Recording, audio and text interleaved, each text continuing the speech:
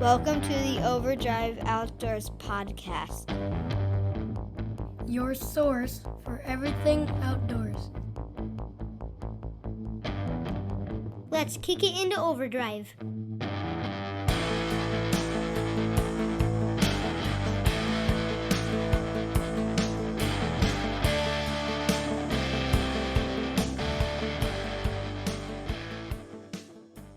Overdrive Outdoors podcast brought to you by Predator Hunter Outdoors. Whether you are new to predator hunting or looking to upgrade your equipment, Predator Hunter Outdoors will have you hunting after the sun goes down. Carrying a full line of lights, night vision, and thermal optics, along with tripods, calls, mounting systems, and more, check them out at www.predatorhunteroutdoors.com or on Facebook at Predator Hunter Outdoors. Use promo code OVERDRIVE2021 for 20% off your order. Want to lengthen your time in the field and shorten your scouting time? Not only does the HuntWise app show you property boundaries, landowners' names, and in some cases even their phone number, but using the app will show you the wind direction on the map of the place you want to hunt. And the HuntCast feature shows peak movement times for various species, including predators. Get the HuntWise app at www.huntwise.com, the Google Play Store, or the Apple App Store, for only $59.99 a year for Pro or $119.99 a year for Elite. Use promo code OVERDRIVE20 for 20% off an annual membership. Good evening, everybody. Kevin Rott here tonight with Overdrive Outdoors podcast. For guests tonight, we have Matthew Schock, one of our other members of Overdrive, and we also have Travis Alzate with Pinoy Piper Calls. Yes, sir. All right, so why don't you get started, Travis, and tell us a little bit about your background? Were you originally, you're in Oklahoma. Have you always been in Oklahoma? Yes, man. Eastern Oklahoma, pretty much raised my whole life. We moved here when I was 3 years old. Dad was stationed in California at Travis Air Force Base. That's where I was born, was on the Air Force Base. Dad ran the Navy base in Arkansas, which is just not very far from our house. And man, I've been here my whole life. Oh, nice. So did you grow up hunting, or is it something you started later? No, I started hunting when I was probably about 7 years old. My dad got me some coon dogs, and for a long time there, I ran coon dogs every night that I had a chance growing up. So, man, that's where I started. I started chasing coons with my hounds when I was a young kid. Okay. So how long before you started going into like other game, like predators? And I mean, I'm not even sure what all you hunt down there. Well, now I only hunt. The only thing I hunt are coyotes and turkeys. Okay. We pretty much don't predator. But when I started chasing predators when I was about 14 years old, started calling a little bit with no Johnny Stewart, tape that, had a couple little squeakers that I found at flea markets and whatnot. Got real serious about time I was in high school. Calling predators was pretty much all we like to do. Built my first predator and turkey calls whenever I was in shop class in high school. Kid didn't have a lot of money, so I learned how to build stuff. Got on the wood lathe there at school and turned out a few calls, built a box call, and then just graduated high school, and it went from there. By 97, we had our own line of turkey calls. By 98, 99, we had a line of predator calls out, and man, it hasn't stopped from there. So then that's pretty much how the business got started, right? That's it, man. Poor kid, didn't have no money, built my own calls in shop class, and once I learned how to build them, man, it was nonstop. We started building diaphragms about 99. We actually went to a hunting expo in Oklahoma City. And I met a man from Montana. His name was Walt Earl. He was an old government trapper. And I had some turkey diaphragms there that I was building and selling. And he come up to the booth and he asked me if I could make a 2-reed turkey diaphragm that wasn't really a tight stretch. I told him I could. I had my stuff there and I built him one. And he started howling on it, and he'd done some eyes on it. He made some bird sounds. He made some rabbit sounds. And that really intrigued me because I've been a hand caller the whole time, and I never thought about a diaphragm for predators. So I talked to him that whole weekend at the expo, and he kind of told me what he liked in a diaphragm. And I went home and started building them. And from that point on, man, we've built this tons and tons of Predator diaphragms. And that was really an eye opener for me. I know that I've still use several of your turkey diaphragms. I have some of your howlers. I have the Joker, which if I remember it, I recommended the name for that one. And I do good with a turkey diaphragm. Yep. I have issues. I can do a howl.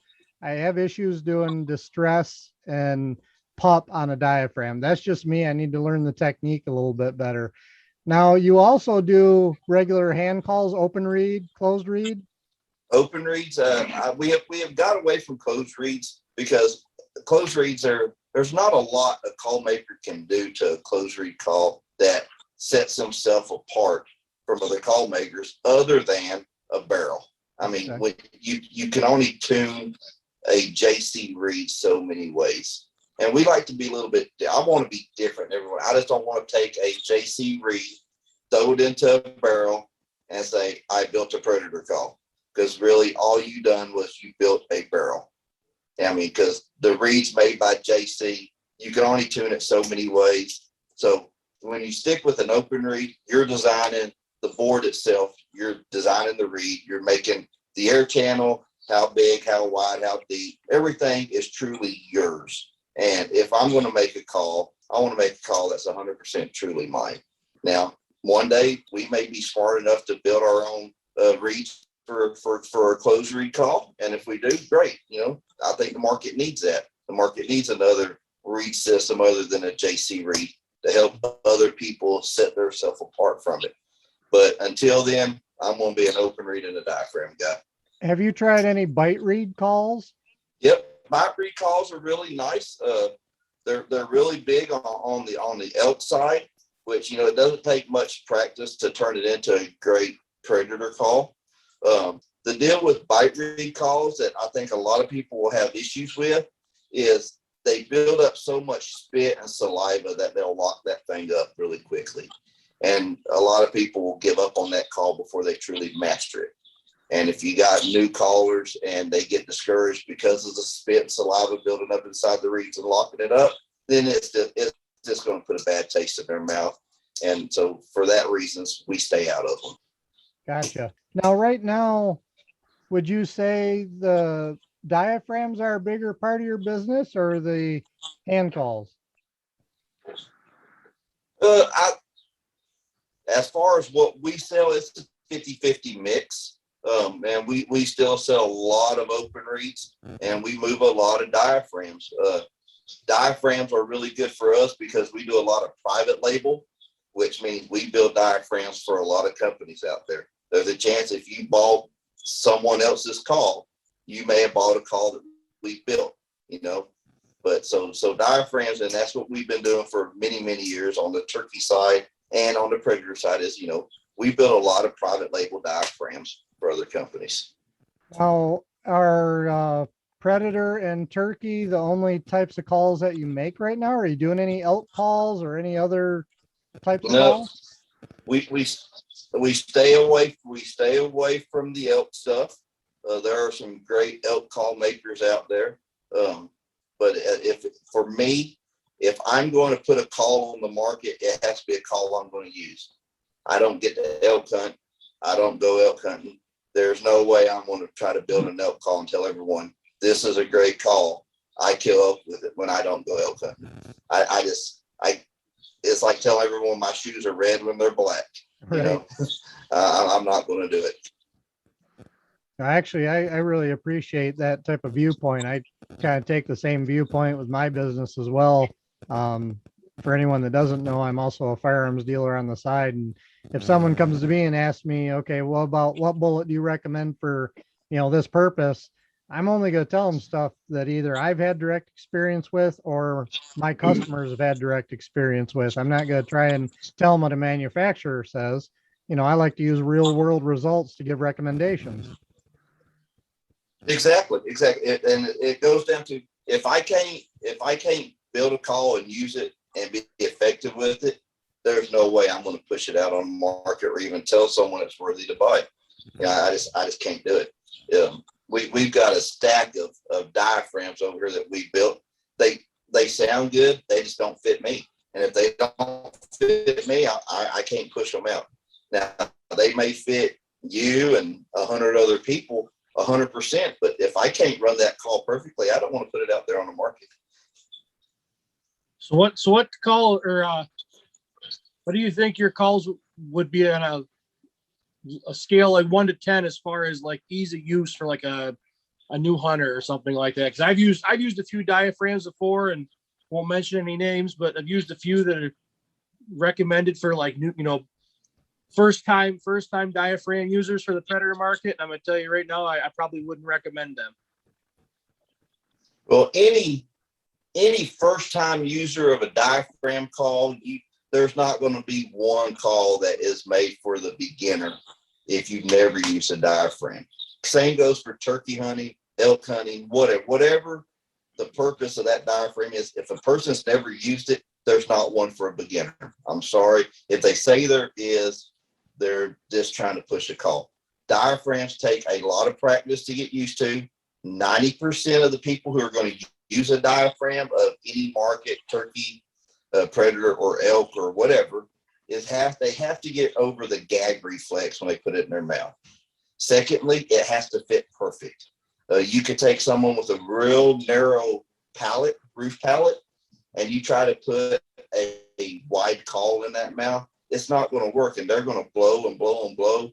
And it could be made of the simplest latex and the best stretch and super easy to use, but it's not going to fit that person. So it's trial and error when it comes to diaphragms. You have to buy one, make sure it fits in your mouth, make sure it's sealing up good, and then you got to talk to yourself about, where does my air pressure come from? If you take someone who is very short-winded, then they're not going to be able to blow a call that's a heavy latex or a super tight stretch, because they're going to run out of wind first. And it could really be a simple call to use, but it's not the call for that person. So first thing is find a call that fits your mouth, find a call that's easy for you to blow air across without getting shortness of breath. We're not trying to howl, we're just trying to make a note, a musical note.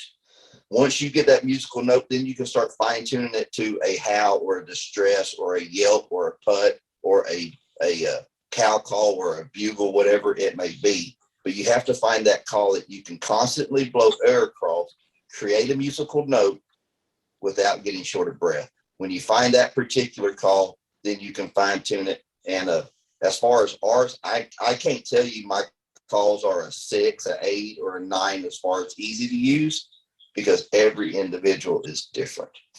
What I can tell you is all of our calls are built with myself in mind, because once I hit my upper 30s, early 40s, I got very short of breath, and this blowing an open reed, would even wear me out.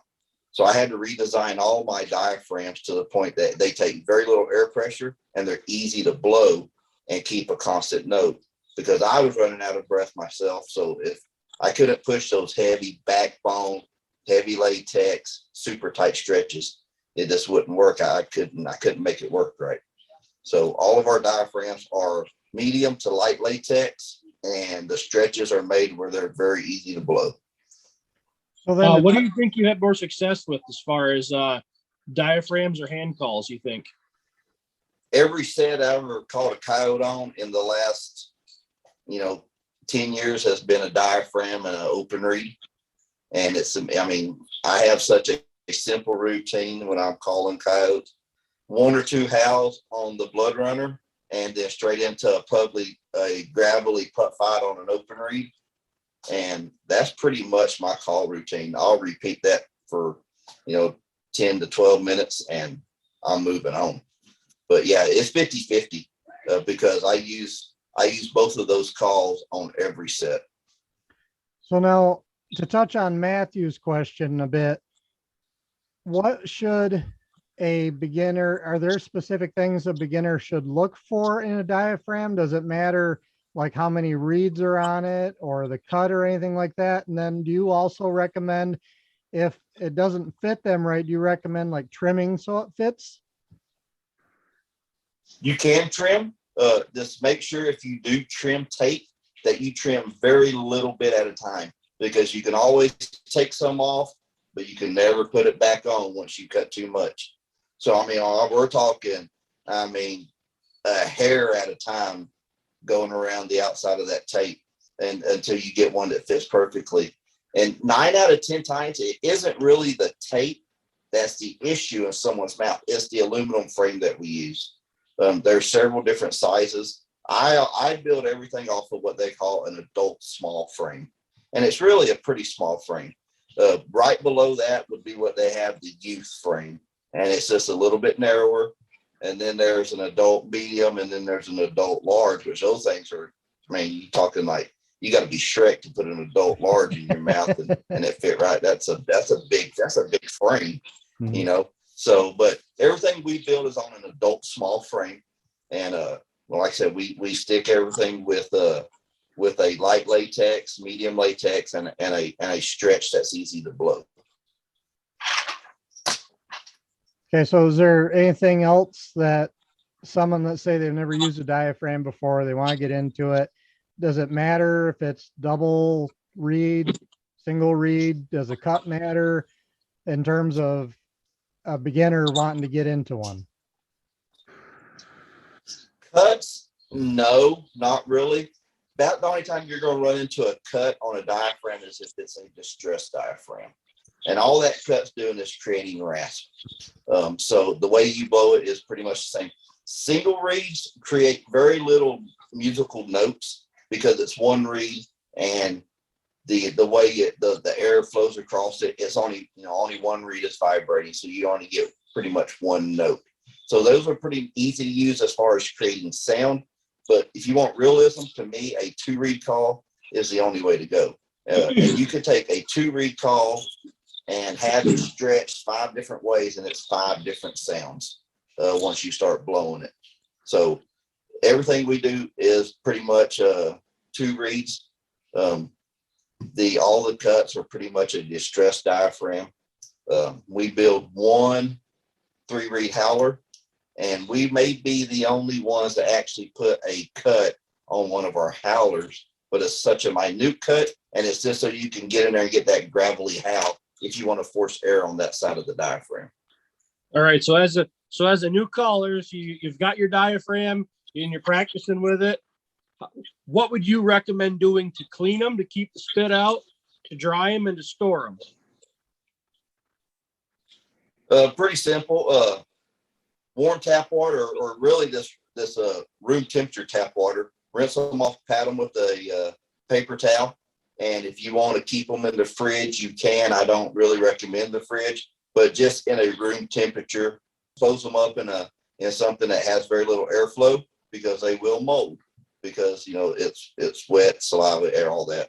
But just rinse them, tap water, pat them with a paper towel, and keep them in room temperature, and you should be good. That call should last you forever. My diaphragms stay in my truck, and believe it or not, man, we have days and it's 100 degrees in my truck, and my diaphragms are still rolling good.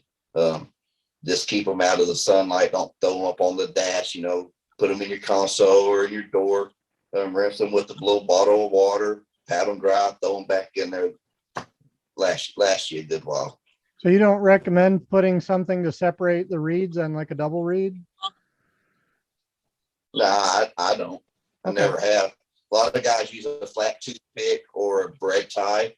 I throw a 2-reed in my mouth and get a little bit of spit on it, and those reeds are going to separate pretty quickly. They do for me. If they do it for me, they can do it for anyone else. That's good to know, because I know I've heard all sorts of different things about how to take care of them. I've heard some people add a little mouthwash to the water to White vinegar. off, and I've heard people putting stuff in there to separate them. I've heard a little bit of everything, so it's nice to hear your recommendation. It's just like a rifle. 10 guys are going to have 10 different ways of cleaning that rifle. Yep. To say that it shoots the best. I mean, it's just a tool. Clean it the way you best. Just don't leave it in direct sunlight. Don't put it up on top of on your dash. Don't leave your spit, Copenhagen, all that stuff in. Rinse it out, little bottled water, pat it dry, keep it out of the sun. So how many different coyote diaphragms do you have, and how many different turkey diaphragms do you offer right now? Predator diaphragms, we have 12. We have 6 howlers and 6 distress. We have 3 open reeds. And actually on the turkey stuff, we just retired from turkey diaphragms this year. I'm not going to build no more unless it's a private label. Oh man, I was ready to order some more too. to me, turkey hunting.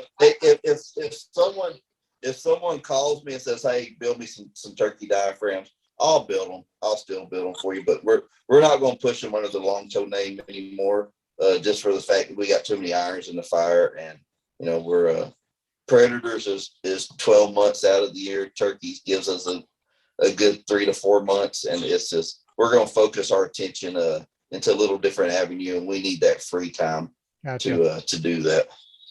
I was gonna say, because as a turkey caller, diaphragms are what I'm best at, and I tend to keep plenty of them around.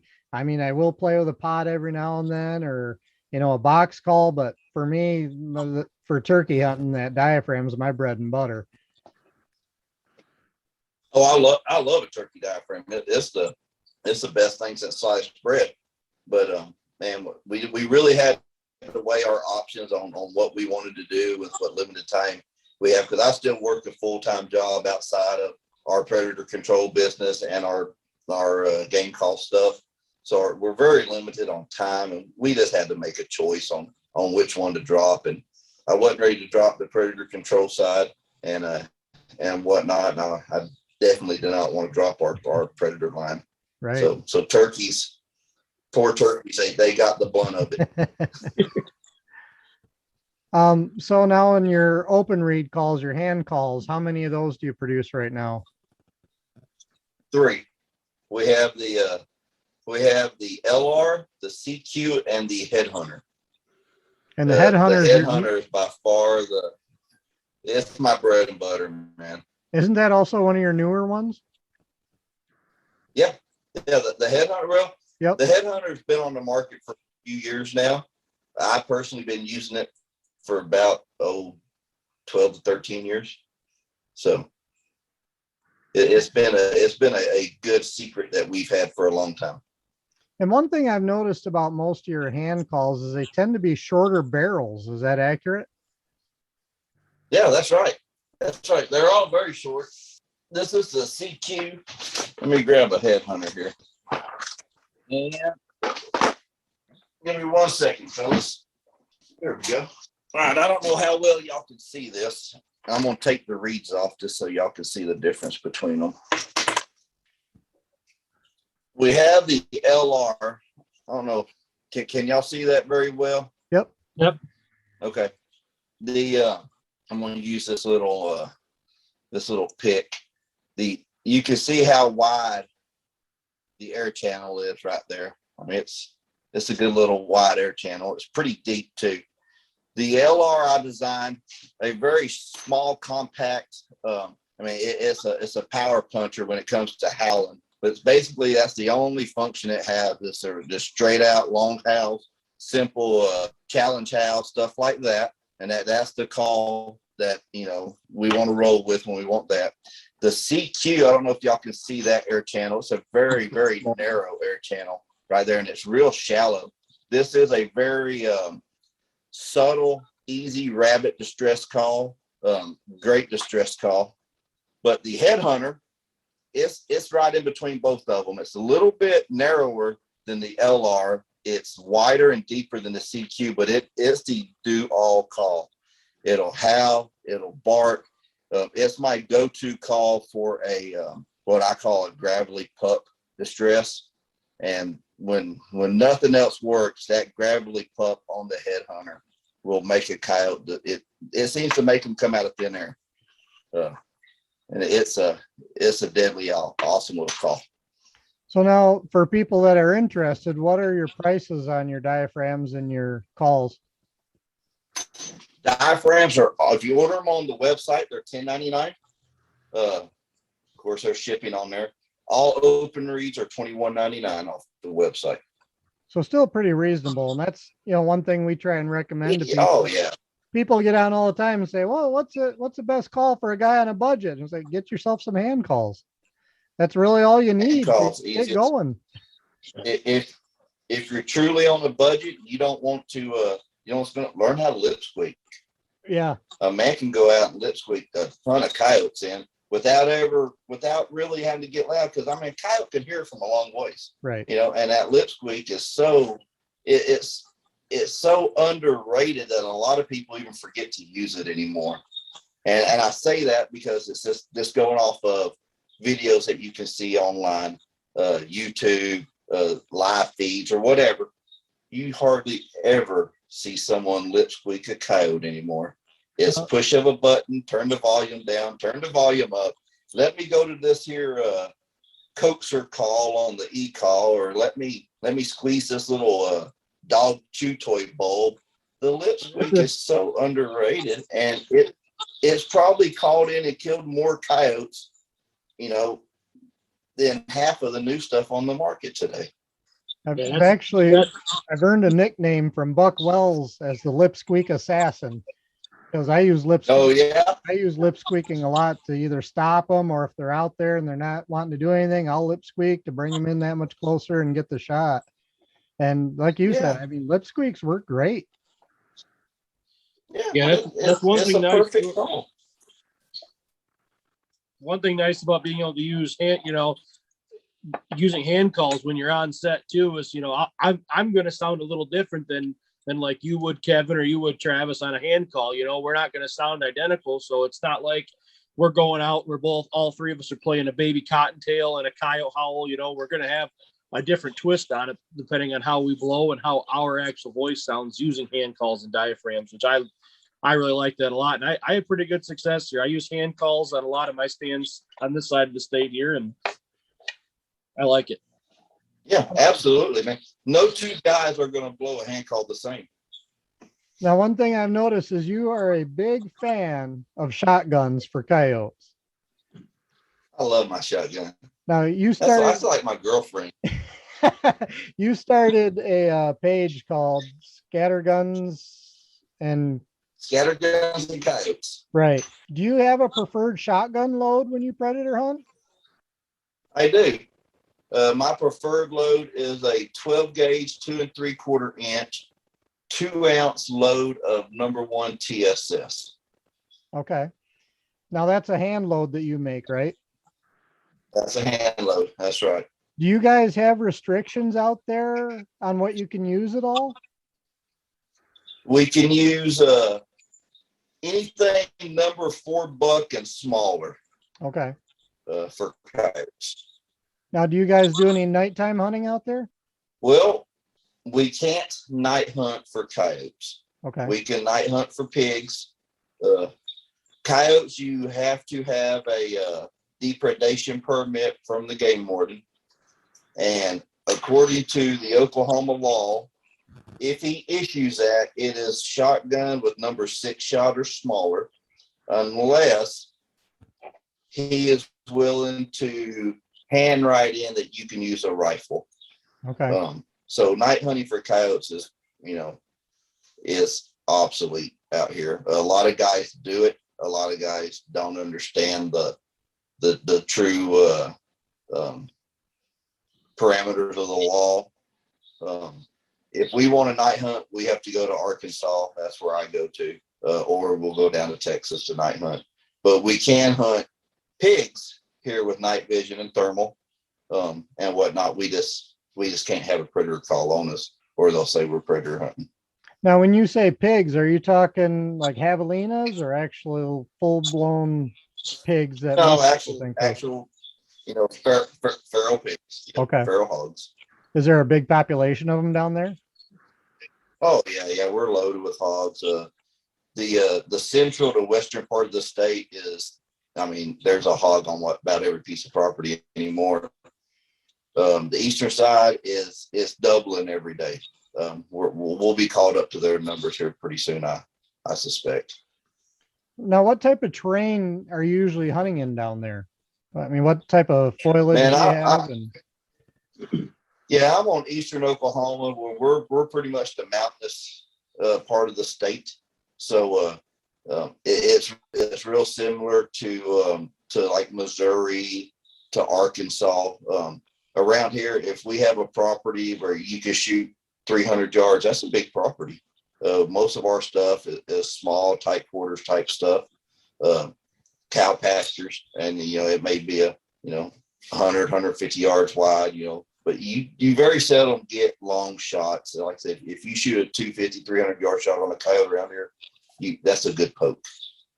It's just mostly tight quarter stuff.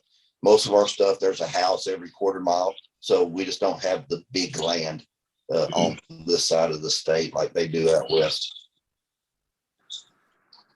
So how's your typical setup for coyotes out there if you're running a shotgun? My shotgun stands do not change from my rifle stands one bit. A lot of guys like to get in tight cover. For us, I don't get picky about it. If I want to sit out there and hunt a cow pasture with my shotgun, I'm going to do it. I'll set up my make sure my wind's right. Make sure I'm going to sit in a spot where I know the coyote is going to come from a certain area, and I just let them work. I just be real patient. The less calling, the better. Once I get their attention, I let them, do the work with their eyes and their ears and their nose, and the curiosity gets the best of them. That'll say, curiosity kills the cat. It also kills the coyote. If you can sit up in a nice area and you give a few howls, so a little distress, a coyote will eventually work his way right into you if you're a patient guy. If I'm calling by myself, I'm liable to sit on the stand, 45, 50 minutes and very little calling. If I have someone with me, I'm more of a nonstop caller just so they don't lose focus. And, we'll take our gambles on when it comes in fast. But by myself, guys, I'm a patient guy, and I will sit and wait out a coyote. And most of the time I'll kill them within my shotgun range. Now, what are your winters like down there? Oh man, we don't have winters, man. We have pretty much fall weather. Okay. To say we have a winter, man, if we get a quarter inch of snow, man, they shut schools down for a week, and there's no food in the grocery stores. I mean, our average winter, you're going to be high 30s. You might see some upper 20s for lows, very little moisture, but then that's on a cold day. Average, upper 40s, high 30s for lows. That's an average winter for us, and that's not very cold. So what's the fur market like then down there? I mean, are you guys getting good money for furs? Oh, really?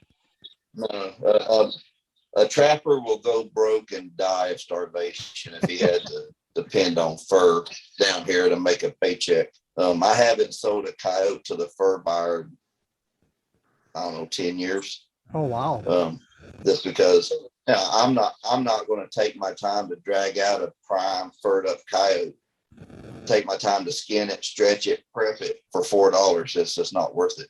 The last low? Bunch of coyotes I took, oh yeah, they're that low. Oh, you could there's instances you could get a nice prime coyote and get that 16, 17, even $25 out of it. But to me, by the time I drove out, got it, wasted my ammo, skinned it, prepped it, took it to the sale, sold it, I got more than $25 in a coyote, and I'm not going to do it. We have our predator control and our trapping stuff, so we work a lot of nuisance issues. I'll make more money killing that coyote and leaving it in this brush pile than I will hauling it off to a fur buyer. So bobcats, our cats last year averaged about $25 to $30 for a good cat. I'd rather just let that cat walk around and live for that kind of money. It's not worth it. You hunt cats all year round down there where you're at?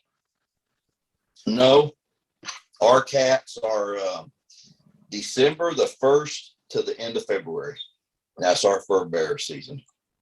The only things that we have that are year round are coyotes and coons. You guys have fox is fur bearer, mainly grays, and like I said, it's December 1 to the last day of February. Gotcha. You guys have many badgers down there? Eastern Oklahoma, you may see, one badger. I've seen one in the last 20 years in Eastern Oklahoma. You go out west, Western Oklahoma, we have more badgers in that part of the state. But the whole time I've been predator calling here, I've called in one badger, and it was right here in my hometown. And we head west all the time, and there's tons of badgers out there. I just don't call them. They are on my bucket list. So I've never seen a badger in Michigan. The only one I've seen was out in South Dakota, and I've always been kind of intrigued by them, but I've never seen one. Yeah, I have plans for one. If I ever kill one, it'll go on the wall beside all my black coyotes. But until then, I'll dream about it. Black coyotes. Do you see many color phase coyotes down there? In our area, mainly just what I call salt and peppers and blacks. And we've got several properties that you'll see several every year on those places. And it's just part of the gene pool. It's just a gene that they can pass on, and you'll see them. They're not coy dogs; they're straight up coyotes. And like I said, just someone may have blonde hair, and some may have black hair, and some may have red hair. It's just a gene. Right. But yeah, we have quite a few black ones right here in Eastern Oklahoma, Western Arkansas. We don't get a lot of color phase up here. I mean, I've seen in person one black one. I know a few guys kill them every year. I've seen one white one taken in the state, but most of ours are either red, browns, or grays. Yeah. We got a lot of red colored tinted coyotes than your regular colored coyotes. Black ones, like I said, there's several guys here in this area. Shane DeRamos killed a lot of black ones. Jason Kelly, he's over in Arkansas. He's killed a lot of black ones. I've killed a lot of black ones. They're here. Like I say, we'll call several a year. Whether we take them or not is another story. But I dropped two off at the taxidermist a couple of weeks ago. Two black ones. I dropped a big red off. So they're here.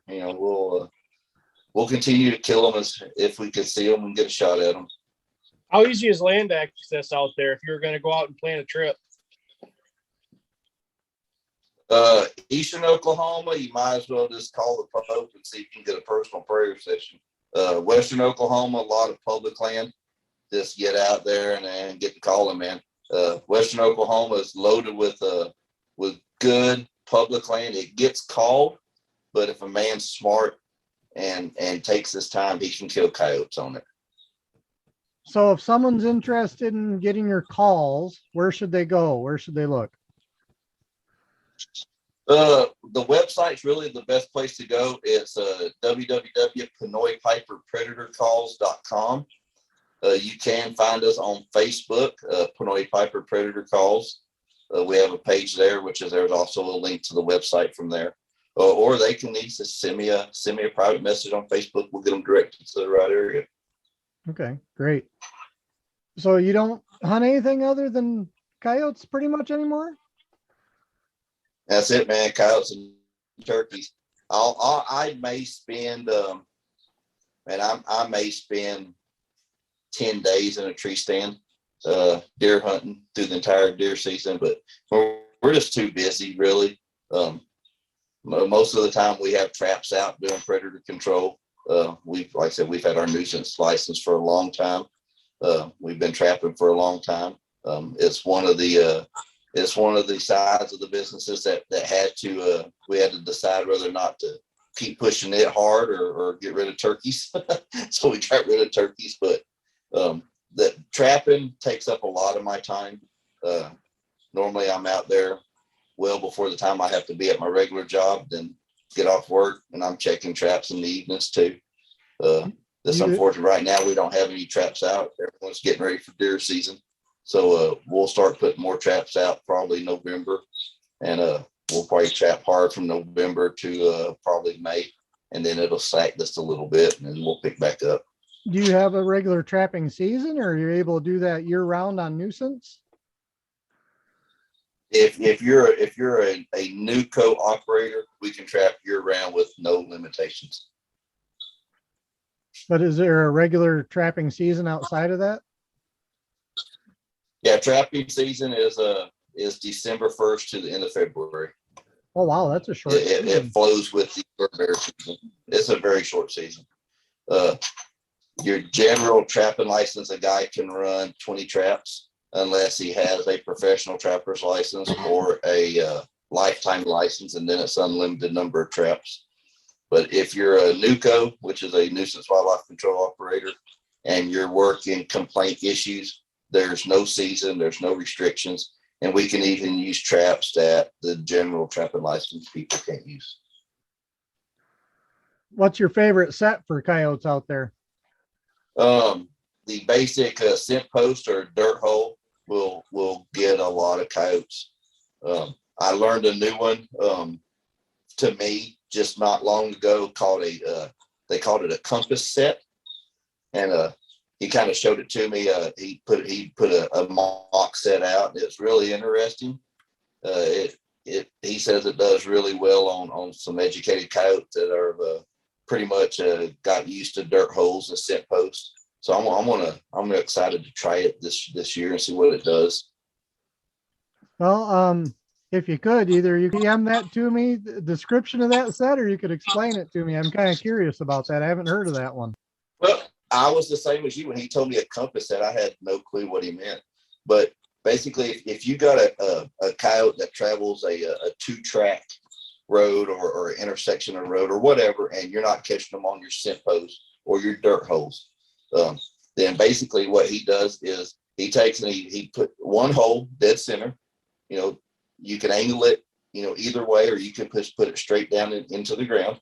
And then basically what you're going to do is you're going to come off of that one hole, north, south, east, and west, and you're going to put a set in at the points of the compass.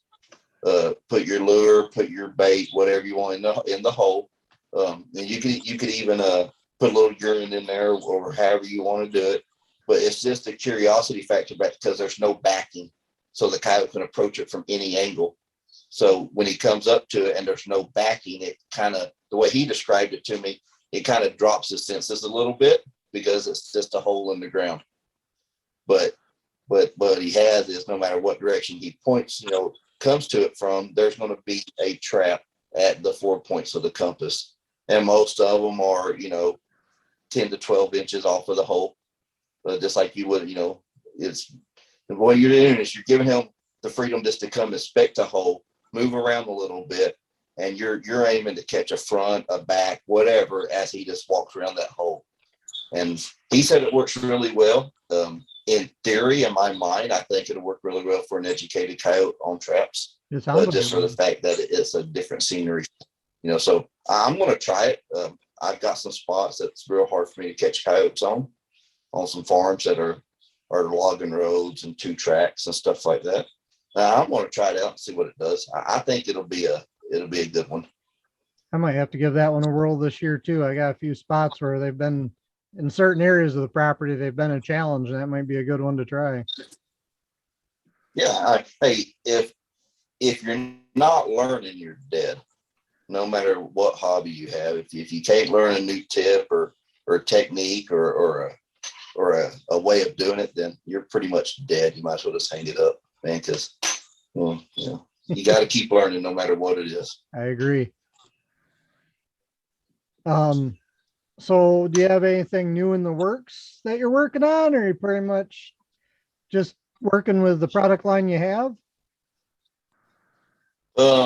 Call wise, there's a few things out there. Probably nothing that's going to get pushed out this year. There's one open reed that we have at the mold shop right now. It should be out here, within the next couple of weeks. Other than that, game call wise, no. The shotgun ammo, we're still working on getting it to market. We're fighting insurance right now. That's a avenue I did not anticipate. Probably quite a hurdle. It is for me. You know, we're just a small bunch of poor people around here, and the insurance that we're looking at, and I'll just be honest, it's stupid outrageous. And man, the amount of ammo we'd have to sell just to pay for insurance is, I mean, you won't make any money. Right. You know, mainly if we're just going to be pushing out, you know, one, a Predator load in 20 and a 12 gauge, a Predator load in 20 gauge. I want to stay away from the turkey stuff because there's just so many people out there making a TSS turkey load right now. But, you know, then you got those same turkey guys pushing out a few Predator loads, but they're not Predator guys, you know. Right. We're straight up. Everything we do that we can make $1 off of is centered around the coyote. And with our 2 Predator loads, and I've had great success out of them. I'm testing them, you know, daily out here at our range. But man, getting over the hurdle for that insurance, and I understand it, and I don't want to push it out too fast because, man, I'll tell you what, lo and behold, if someone got hurt by a load that I made, man, personally, I don't think I'd be able to recover from it mentally. So I want to make sure everything's right. I don't think there's any amount of insurance that will compensate for someone's loss of an eye, a hand, or even their life if there's a bad round that goes off. You know, and anytime man theirself is building something, there's room for error. So I just want to make sure we have all of our ducks in a row, everything's good, and we have the proper protection out there in case something does happen. But man, that stuff it's expensive. What we've called around and what we've looked at, and it's scary to me because, man, that's one false move, and you know, shoot, you're building ammo just for insurance reasons. You know, if I build it, I want to prosper from it. Right. So we're really working on that hurdle right now is to get that insurance where it's affordable, but it's still a good insurance in case anything ever happens. So speaking of ammo, how hard is it to find our normal varmint caliber stuff out where you're at? Oh, hey, there's no ammo out here. There's nothing. Same as everywhere. You can find some 6mm on the shelf because no one has a 6mm around here. But there's some 6.5 Creedmoor stuff on the shelf. But as far as 223, 22, 250, 243, 220 Swift, any of that stuff, there's nothing on the shelves. It's obsolete. If you don't reload, you're probably limited to yourself on how many rounds you're going to send down on paper or whatnot, because you got to save it for animals. Right. Exactly. Yeah, it's the same situation here. It's finding ammo and finding, you know, enough of it to be able to go sight your gun in for it, not necessarily what your gun likes, you know. Oh yeah, exactly. You know, I load everything I do. I load, and I can't find powder. It's my nemesis right now. I can't find no powder. And powder and primer.